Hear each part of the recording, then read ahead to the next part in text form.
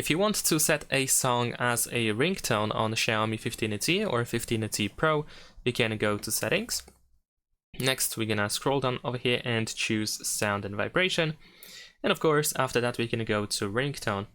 Now in here, you should be able to find a bunch of different custom sounds, custom ringtones, and probably some songs as well. So you can try to find your favorite one, and you should be able to download it and use it on your phone. There we go. Here we have some example sounds, of course. Well, that is quite loud actually. If you want to set the specific sound, then we can tap on this bell on the right side, and you can choose for which SIM you want to set it.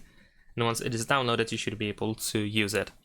Now, in addition to that, if you have your own song that you have saved on your phone on the internal storage, then instead we can go to choose local ringtone, and after that we can go, let's say, to audio files. And if you have the song over here on this list, then you can select it to add it to the list, and then you can press apply on the right side, right next to the sound that you added, and then we can choose for which SIM we want to use it. And that is pretty much it. Thanks for watching, leave a like and subscribe.